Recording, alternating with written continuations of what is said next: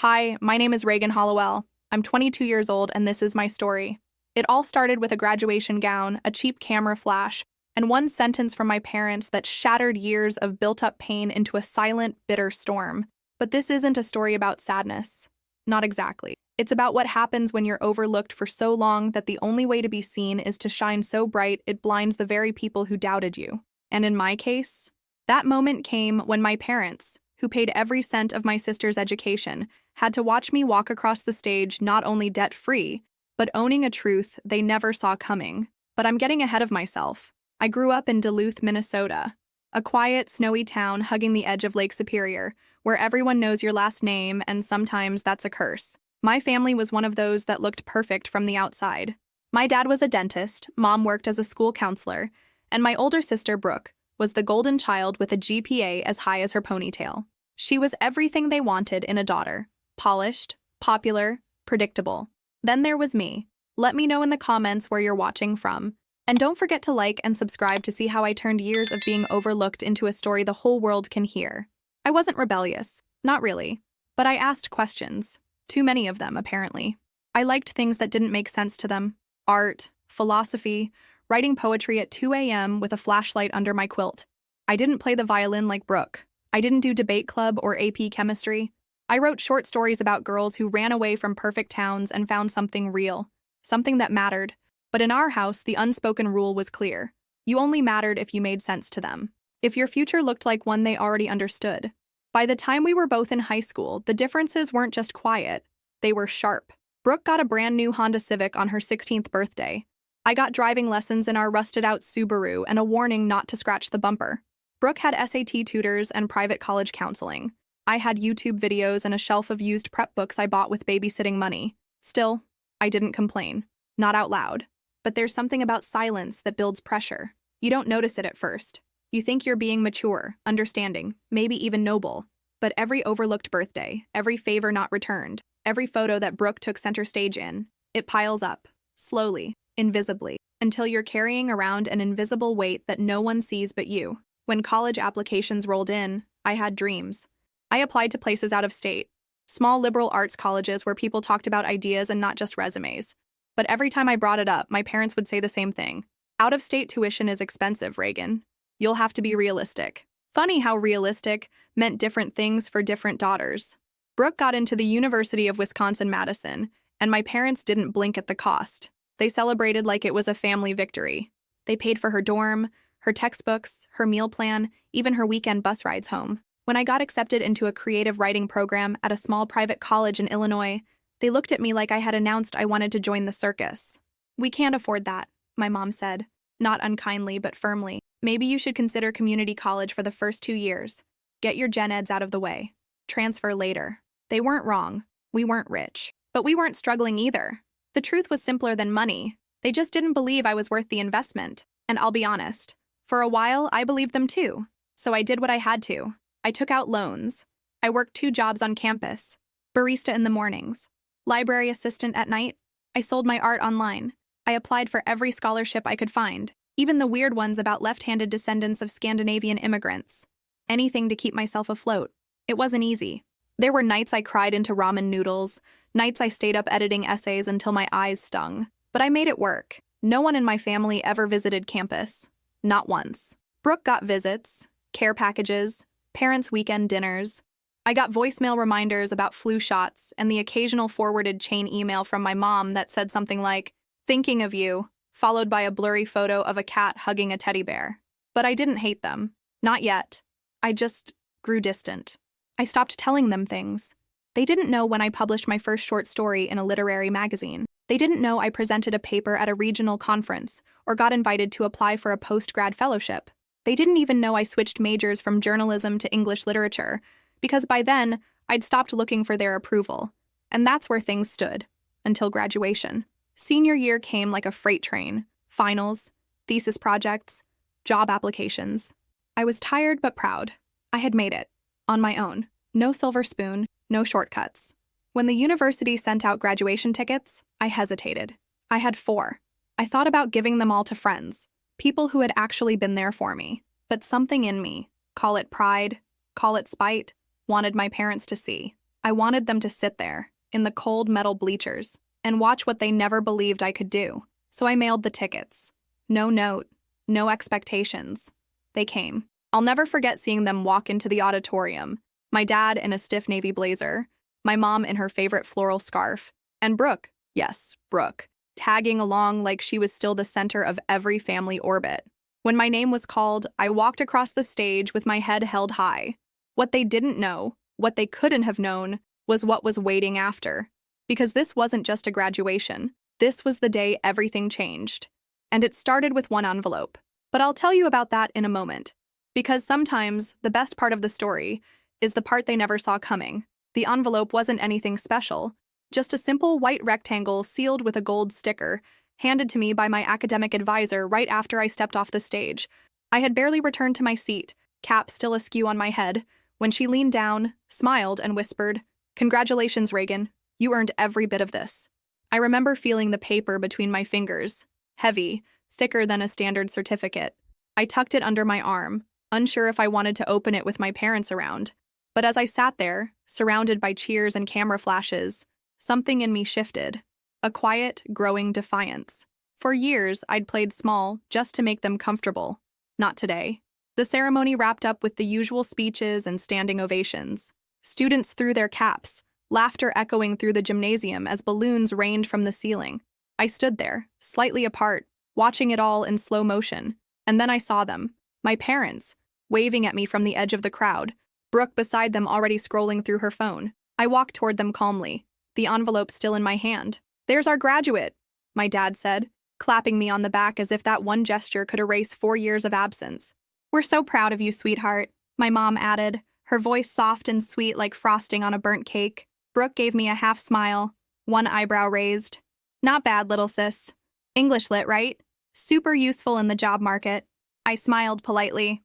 "Yep, actually, it's more useful than you'd think." Then, with deliberate slowness, I peeled open the envelope. There were 3 pages inside. The first was a check, a large one, made out to me, from the Alumni Foundation, fully covering the remaining balance of my student loans, over $38,000.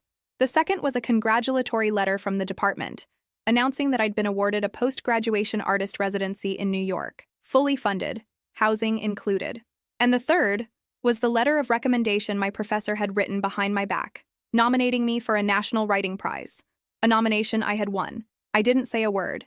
I just handed each sheet to my mother, watched the color drain from her face, watched my father lean in, his smile fading as he read, watched Brooke stop mid-text, eyes scanning the numbers like they didn't make sense. "No loans?" my mom said quietly. "Wait, they paid it all off?" I nodded. "Every cent." "And this New York thing," my dad said, squinting. "They're really offering you a place to live? A salary?" "More than I'd make if I went into teaching," I said with a calm I didn't know I possessed. The silence stretched, awkward and sharp, like everyone had suddenly forgotten how to breathe. Then Brooke, in her usual tone of superiority, said, "Well, I mean, that's great and all, but it's not like it's a real job, right? It's just writing." That was the moment. Not when I got the check, not when they saw the letter. That moment, when my sister, still clinging to her pedestal, tried to minimize what I had built brick by brick without them. That's when I knew I couldn't go back to who I was. I laughed, not out of cruelty, but out of clarity. "You're right, Brooke," I said. "It's not a job, it's a career. One I built without help, without your tutors or dad's money or mom's guidance. I did it alone. And now, I get to live the life I chose while you're still trying to impress people who stopped caring after high school." Her mouth opened, but no words came out. And for the first time, I saw it, doubt in her eyes. That day, instead of going to brunch like they'd planned, I told them I had somewhere else to be. I walked away. Not with malice, not with revenge, but with power. But power changes things, and not everyone reacts well. It started small. A week after graduation, I got a call from my mom. "Hey, honey," she said, her voice overly cheerful. "Just wanted to check in. Your dad was wondering if maybe you'd consider staying in Minnesota for the summer. Maybe teach a workshop at the community center? Spend some time with family?" Translation: don't leave. Stay where we can keep an eye on you. I told her I appreciated the thought, but I had plans. Packing, preparing for New York, meeting with editors. Another silence. Then came the emails. My dad forwarded me articles about how hard it was to make a living as an artist, how unstable city life could be. He even sent me job listings back in Duluth, admin work, just in case the writing thing doesn't pan out. I didn't respond. I knew what they were doing. They hadn't just been surprised at graduation, they'd been threatened. Not because I had succeeded, but because I had succeeded without them. And for people like my parents, whose entire identity was wrapped up in the image of being supportive, educated, loving parents, that truth was unbearable. They tried again. Brooke called one night, acting like she cared. "Hey, Reagan. Look, I know things have been tense. I just wanted to say, I'm proud of you, okay?" And I was thinking, maybe you and I could hang out before you go?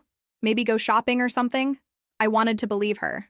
I really did. But then she added, almost offhand, "Oh, and if you could help me edit my grad school application essay while we're at it, that would be amazing." There it was. The truth. They didn't want to celebrate me. They wanted to claim me. My success, my hard work. Suddenly, it was part of the family narrative again. Something to show off at dinner parties. Our Reagan, the New York writer. Of course, we always knew she had potential. But they didn't. And I wouldn't let them rewrite history. So I said no. No to the shopping trip. No to the essay. No to pretending that the years of dismissal and neglect could be erased with a few hollow compliments. That summer, while they planned barbecues and posted fake happy photos of Brooke's promotion on Facebook, I packed my life into 2 suitcases and a carry-on.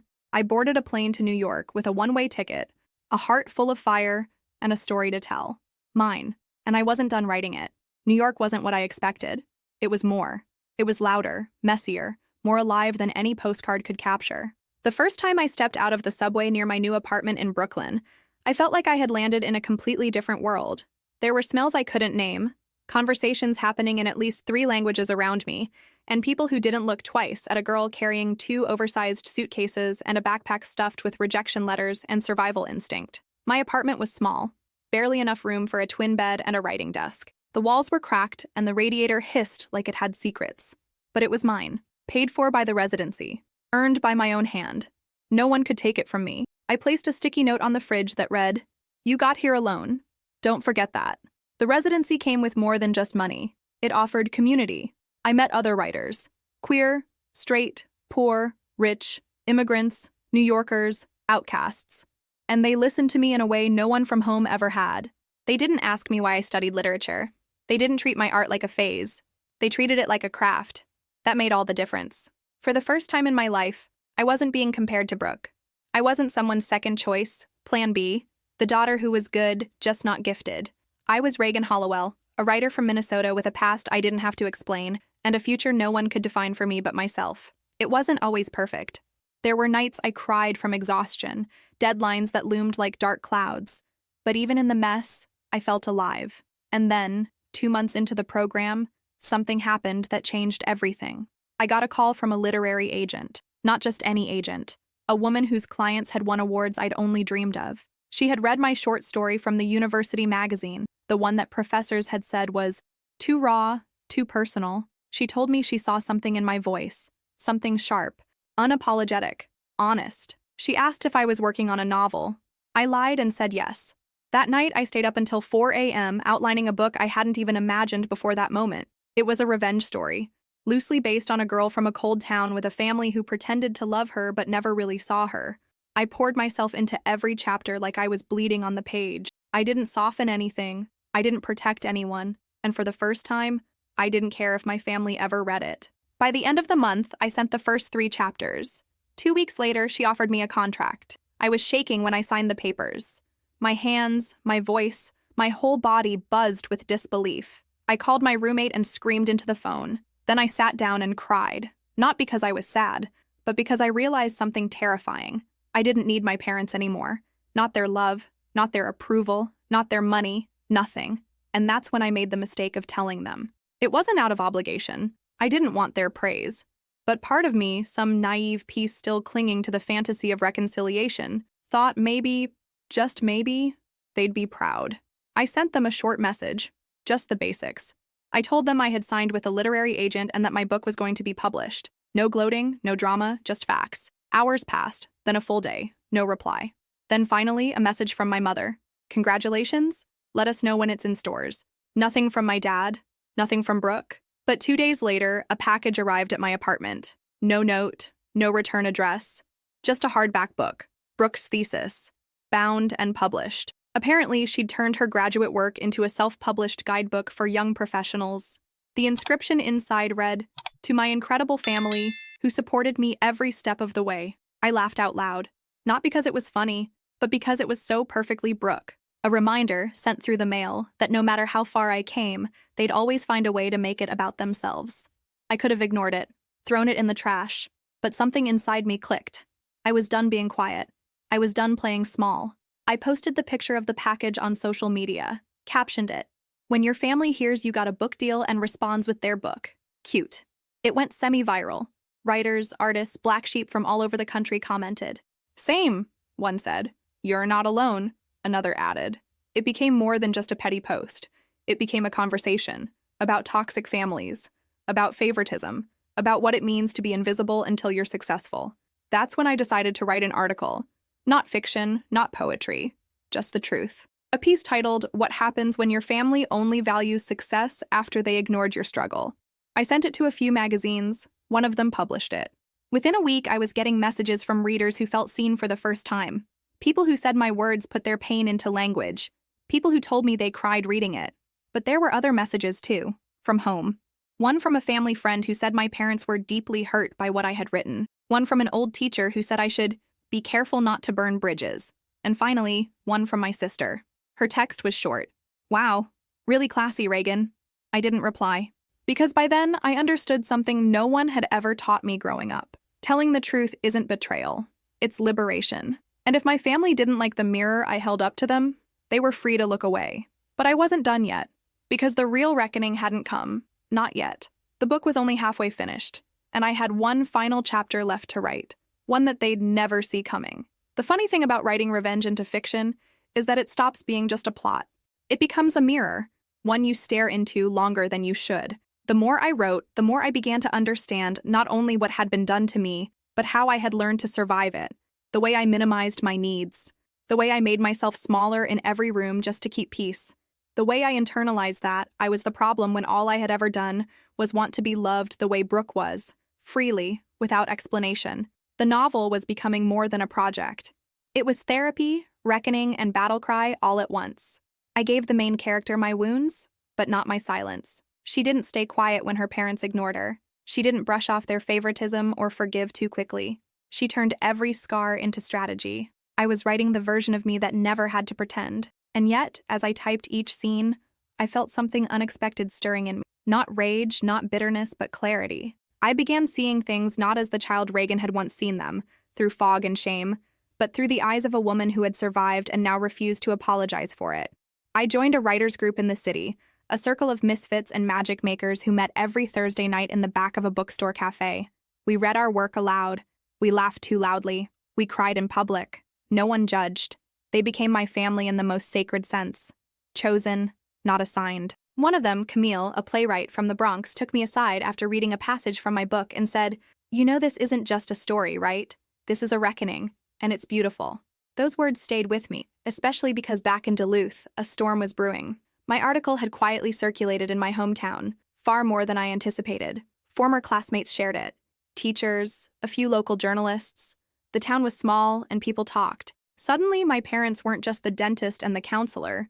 They were the parents of the girl who exposed them, and that didn't sit well with them. My mom called one morning just after sunrise.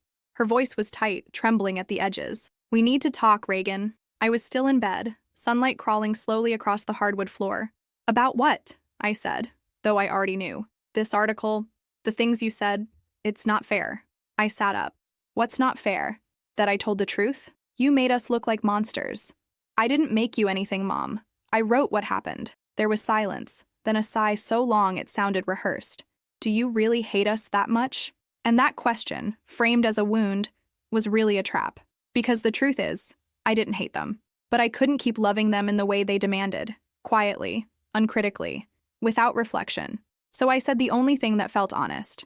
"I don't hate you, but I've stopped pretending that what you did didn't hurt me. And if that makes you uncomfortable, maybe it's because deep down, you know it's true." She didn't reply. She hung up. That conversation could have wrecked me years ago. But not now. Now I had a life beyond their reach, a story that belonged entirely to me. Over the next month, I finished the first full draft of my novel. My agent was thrilled. We began editing, tightening scenes, sharpening arcs. Meanwhile, the writing residency held a public showcase, and I was invited to read an excerpt. It was a rainy Friday night, the bookstore packed wall to wall with strangers and supporters.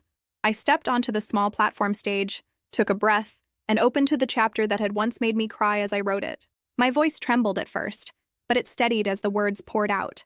Lines about betrayal wrapped in holiday dinners, wounds stitched into birthday parties, love dangled like a prize that never quite belonged to me. When I finished, the room was silent for a second too long. Then applause broke out. And not just polite applause, real, shaking, emotional response. People rose from their seats. I saw tears in faces I didn't even know. Someone shouted, "Yes, girl!"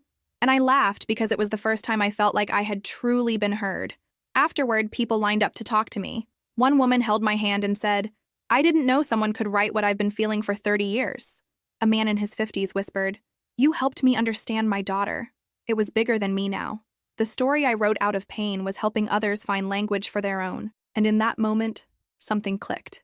This wasn't just revenge, it was redemption. Not for them, but for me. That night, I walked home in the rain with soaked shoes and a heart so full I thought it might burst. And then, days later, came the email. It was from a senior editor at a major publishing house. He had read my excerpt online and asked for the full manuscript. My agent sent it over. A week later, we had an offer. A real, solid, 5-figure book deal. I called Camille first. We screamed together, scared her cat, scared my neighbor. Then I sat alone in my apartment, phone buzzing with messages from the agent and lawyers and editors. And I thought of Duluth. I thought of my parents' kitchen, the beige countertops, the magnet board filled only with Brooke's accomplishments. I thought of all the dinners where I stayed quiet, all the hugs that felt more like apologies than affection. They hadn't called again since the last time, and I was done waiting. So I wrote them a letter. Not to gloat, not to mend, just to say what needed to be said. I told them about the deal, about the publication date, about the national tour being scheduled. I told them they didn't need to respond, that I wasn't writing to invite them into my success, but to remind them that their absence would never again define my worth. I mailed it without a return address, and then I did something I never thought I'd do. I booked a flight to Duluth, not to see them, to visit the place that once buried me, to stand on the ground where I had been dismissed and diminished and made invisible, and remind myself that I had risen anyway. The trip was quiet. I stayed in a small inn by the lake, walked past my old high school, bought coffee from the cafe that used to be my escape. I didn't tell anyone I was coming. It wasn't for them. It was for me. To look my past in the face and say, "You don't own me anymore." And as I stood on the frozen shoreline, wind slapping against my coat, I whispered to the water, "You survived, Reagan. You did it." But even then, I knew the story wasn't over, because there was still one thing left, one final scene, one last unveiling, and it would take place back where it all began, at a family gathering, a celebration, one they thought they'd control. But this time, I would be the one holding the stage. And the truth? It was going to hit harder than any applause ever could. Thanksgiving. The one holiday that, no matter how fractured a family becomes, still manages to pull people into the same room with the force of obligation disguised as tradition. I hadn't spent Thanksgiving in Duluth since I left for college, and even then, I'd made excuses. Work shifts, travel costs, unpredictable weather. But this year, I didn't make an excuse. I made a decision. They were hosting it like always.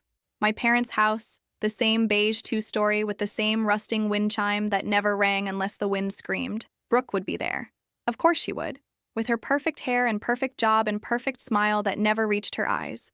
There would be turkey and mashed potatoes and polite laughter. There would be family friends and neighbors and distant cousins whose names I barely remembered, but who would greet me like I'd never disappeared. And this year, I would bring something too. My book. Not just the idea of it. The physical copy. Hot off the presses, sent early by my publisher as a courtesy. A stunning matte cover, embossed title, my name in bold letters. I didn't tell them I was coming. I didn't RSVP. I just showed up at 2 RPM sharp, wearing a black turtleneck and confidence-like armor. My hair was curled, my lipstick was deep red, and I had 3 copies of the novel in my tote bag. One for the living room, one for the dining table, and one for the person who'd always tried to silence me. I knocked twice. My dad opened the door. He froze. "Reagan?" "Hi, Dad. Hope there's still a seat at the table." He hesitated just long enough to let discomfort settle between us. Then with a forced smile, he stepped aside. "Of course." The house smelled like cinnamon and meat and old carpet. Voices echoed from the kitchen. My mom peeked out from behind the oven door. Her smile was tighter than usual. "You came," she said. "I did." Brooke appeared next. Her eyes swept over me like I was a puzzle missing too many pieces to be solved. "Wow. Look who decided to grace us with her presence." I figured I'd remind you all I still existed. There was no time for more words. People were already gathering. The living room filled up quickly. Cousins, uncles, neighbors. Someone handed me a cider. I took a sip and watched from the edge of the room like I always used to. But this time, I wasn't invisible. People noticed, whispered. A few even asked how New York was. One woman, Mrs. Whitmore, from across the street, leaned in and said, "I saw your article online. It was brave." I nodded. "Thank you." Then it happened. My moment. My cousin Jake was walking past me with a plate of pie when he caught sight of the book poking from my bag. He paused. "Wait, is that you?" I smiled. "Yep, just released last week." He reached in, gently pulled the book out, and held it up like it was made of glass. "No way! This is incredible. Your name's right on the cover." "Sure is." That was the spark. Within minutes, the book was being passed from hand to hand. Pages flipped, questions poured in. What's it about? Where can I buy it? Is it really based on your life? My parents didn't say a word. My mom's face had gone still, that practiced expression of grace under fire cracking at the edges. My dad stood behind her, arms crossed, jaw clenched. "Brooke?" She pretended not to notice. Until someone asked the question. "So," Aunt Carol said, holding the book up, "is this the one that caused all the drama online?" My mom's head snapped up. "Carol?" "No, I'm serious," Carol pressed on. "Everyone's talking about it. There was that article and now this book. It's kind of amazing, really." I stepped forward, calm, measured. "It is based on personal experiences, yes, loosely fictionalized. But the emotions? Very real." "Is it about them?" Jake asked, gesturing toward my parents. I didn't answer directly. I didn't need to. The silence was answer enough. My mom let out a brittle laugh. "Well, I think it's always easy to exaggerate when you have an audience." My fingers curled around the wine glass in my hand. "Is that what you think this is? Exaggeration?" She opened her mouth, then closed it again. "This book exists because I was ignored," I said, voice even, dismissed, treated like an afterthought for years. And when I finally made something of myself, all I got was silence or competition. I'm done pretending that didn't shape me. My dad cleared his throat. "This isn't the time, Reagan." "No? Then when is the time? When is it okay to finally be honest in this family?" Eyes turned. The room went still. Somewhere in the kitchen, the oven beeped. No one moved. Brooke finally spoke. "You act like you're the only one who struggled.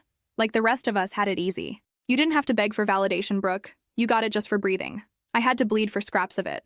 "That's not fair." "No," I said. "It's not. But it's true." The moment hovered, heavy and real, like we were all holding our breath. Then Camille walked in. I should have mentioned I invited her. She was in town visiting her aunt and agreed to stop by just for an hour. She walked in wearing a pea coat and confidence, holding another copy of my book like a gift. My mom blinked. "And you are—" "Camille. I'm Reagan's friend, also her editor on her second book." That hit like thunder. "Second?" Brooke said. "Oh yeah," Camille said, cheerful. "The first one's been getting such strong buzz that her publisher greenlit another. Fast track. Film rights are even being discussed." Brooke's mouth opened, closed. My dad turned to me, his voice low.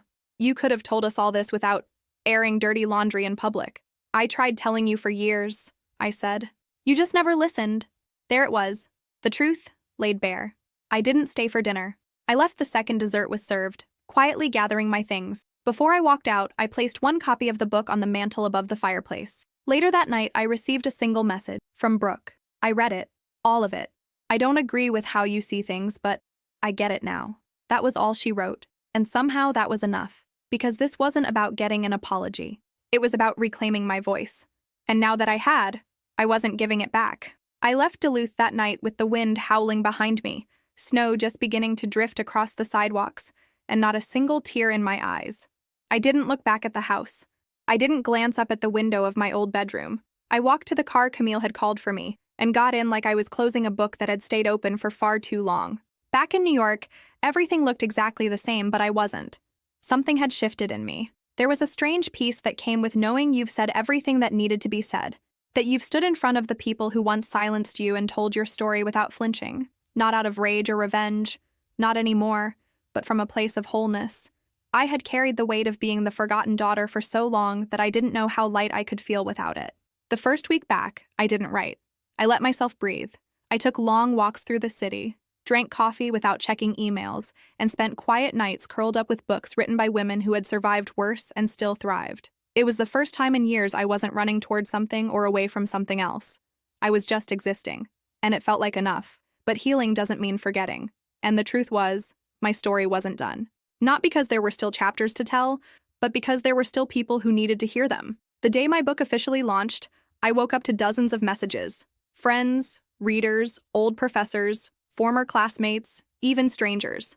People from all over the country had read it. Some cried, some argued, some reached out to tell me I'd put into words the pain they'd never been able to say out loud. I spent the morning responding to every message I could. Then came the one I didn't expect. My father. His name appeared in my inbox like a ghost knocking on a door I thought I'd locked forever. The subject line was simple. Read it. The message wasn't long. Reagan, I finished your book. It was hard to read. Not because it wasn't good, because it was. But because I saw pieces of myself in the pages, and I didn't like what I saw. I'm not going to pretend I understand everything. I'm not going to offer excuses. But I want to say this. I hear you now. If there's ever a time you want to talk, really talk, I'll be here. Dad. I read it once. Then again. Then a third time, letting each word settle in a part of me I hadn't realized was still waiting. I didn't reply right away.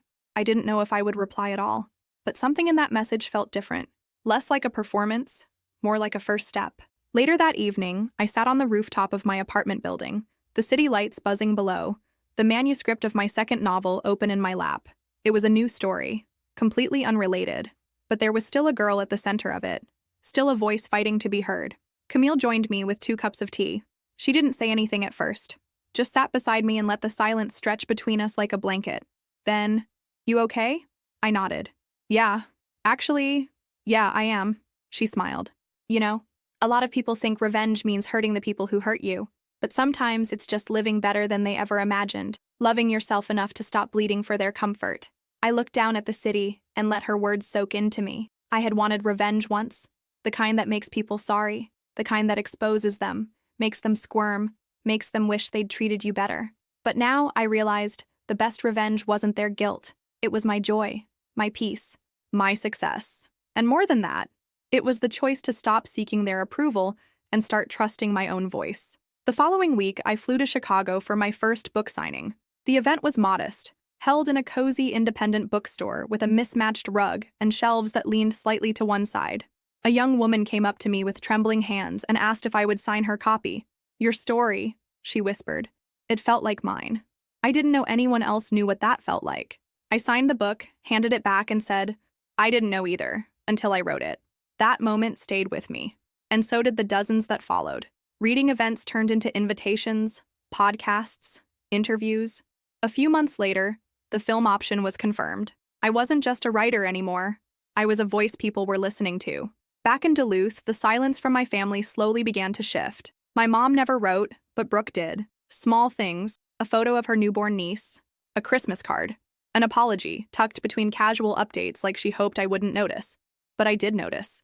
And for the first time, I saw my sister not just as the girl who had everything handed to her, but as a woman who had been shaped, just like me, by the same uneven hands. Maybe she didn't know better. Maybe she was just as desperate to be seen. And maybe, just maybe, she was trying in her own way to understand now. I didn't rush to forgive, but I didn't shut the door either. One spring morning, I visited my childhood home again, unannounced. Not to confront, not to stir up the past, just to see it. The wind chime still didn't ring. The flower beds were bare. I stood on the sidewalk for a long time, watching the curtains flutter in the window of my old room, and I whispered a silent goodbye to the girl who used to stand behind that glass, wondering if she'd ever be enough. She was. She always had been. Months passed. The second novel launched. The movie entered pre-production. I moved into a new apartment, with more light and more shelves for the stories I hadn't written yet. One day, while unpacking, I found the envelope from graduation, the one that had changed everything. I held it in my hands, ran my fingers over the crease, and smiled. Not because of what it contained, but because of what it represented. That moment, that turning point, was never about money or awards. It was about me realizing that I didn't need to wait for permission to matter, that I had always been more than enough, even when no one clapped. even when no one looked. Now, people were looking, but the most important pair of eyes were mine. I saw myself, and I liked what I saw. This wasn't the end of my story, but it was the end of a chapter. And maybe, just maybe, that's what healing really is. Not erasing the past, but writing a future that no longer needs its permission. 2 years later, I found myself walking into a lecture hall at a small liberal arts college in Vermont. The sky outside was gray, the kind that made every building seem softer, more thoughtful. I had been invited to give a guest talk for a writing class. Young authors, early in their paths, sitting where I had once sat, uncertain if their voices mattered in a world that often demanded silence. I stood at the podium, looking out at 20 pairs of eyes, some curious, some skeptical, some exhausted by the weight of everything they hadn't even begun to unpack. And before I began, I told them the one thing I had needed to hear at their age. Your story is enough, and you don't need permission to tell it. It wasn't rehearsed. It wasn't flashy, but it landed. I could feel it. There was a moment of stillness, a collective inhale, like something had cracked open in the room, not loudly, but quietly, like a truth finally slipping through the cracks of long-held shame. After the lecture, one student lingered, a girl with wide eyes and bitten fingernails. She handed me a folded piece of paper. I don't have the courage to say it yet, she said, but I'm trying to write about something that happened to me. Your story helped. I took the paper, held it like it was sacred, because it was. That's what my life had become. Not just a career, not just headlines or book tours or contracts, but a long, winding thread connecting me to others who were finally finding their own voices. We weren't alone anymore. We had each other, and we had the courage that came from watching one another stand, even with shaky legs. Back in New York, things had settled into a rhythm. I had moved into a bigger apartment in Queens. Sunlight streamed through the windows in the mornings, and the walls were lined with books. Not just mine, so many others. Authors who'd once felt unreachable now shared space on my shelves. My workspace was messier now, coffee rings on manuscripts, scribbled notes in margins, a candle always burning even when the window was open. I had finished my third novel. This one wasn't about revenge. It was about forgiveness. Not the easy kind that asks nothing of us, but the kind we give to ourselves when we finally stop trying to fix what never belonged to us. Camille read the first draft and said, "You've grown. This is softer, stronger." She was right. I had grown. The girl who once stood outside her family's spotlight, waiting to be noticed, was gone. In her place was a woman who created her own stage, her own light, and invited others into it, not to validate her, but to walk beside her. One afternoon, as spring turned the sidewalks into blooming tapestries of color, I received a package in the mail. No sender listed. I opened it carefully, pulling back the tissue paper to reveal a worn photo album. Inside were pictures from my childhood. Me in a snow fort, me with missing teeth holding a sparkler, me curled up on the couch with a storybook on my chest. Tucked inside the front cover was a note. "Reagan, I found this while cleaning out the attic. Thought you might want it." Mom, there was no apology, no explanations, just the smallest bridge laid between us. I didn't call, not right away, but I sat with the album in my lap, turning each page slowly. And for the first time in a long time, I didn't feel anger. I felt distance, like watching a play about someone I used to be. And I realized that sometimes, the real power isn't in confrontation, it's in peace. Brooke wrote more often now. Small things. Updates about her daughter. Questions about writing. I answered when I could. Our relationship was never going to be what it wasn't, but something new was being born between us. Honesty without obligation. And that was enough. The film adaptation of my first book finally premiered. I walked the red carpet in a sleek black dress, hair pinned up, heels clicking against polished concrete. I smiled for the cameras. But more than that, I looked for the girl I used to be, the one who sat alone in the college library, wondering if her pain was worth putting into words. She would have cried if she saw this. I almost did.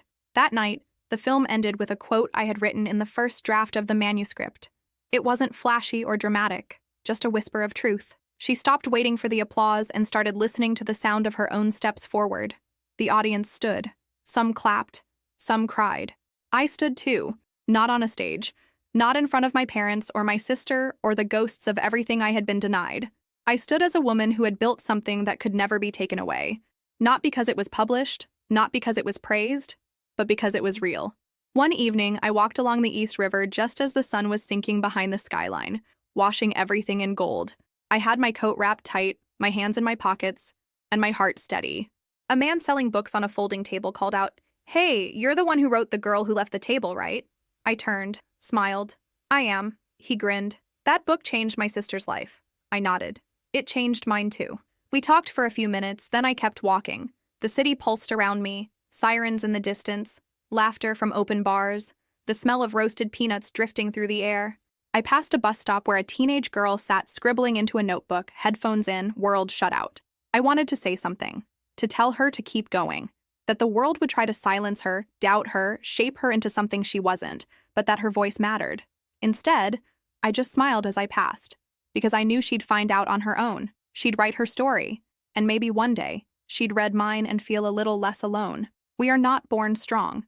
We build strength one truth at a time, one page, one step, one decision to keep going even when no one claps, even when no one listens. But eventually, someone does. Eventually, your voice echoes. And when it does, it doesn't just free you. It frees everyone who hears it and finally understands. They can speak too. That was the gift I had given myself. And that's the gift I would keep giving to others. No more waiting for permission. No more shrinking to fit in frames that were never meant for me. I was here. I had spoken. And the echo would carry farther than I'd ever imagined. Have you ever had to succeed in silence, only to realize that your strength came from being unseen? Comment below if this story reminded you of your own journey. If Reagan's story touched your heart, make sure to like and subscribe for more stories of resilience, self-worth, and rising above. Share this video with someone who needs a reminder that their voice matters, even when no one is listening. And remember, the most powerful revenge isn't anger. It's becoming everything they said you couldn't be.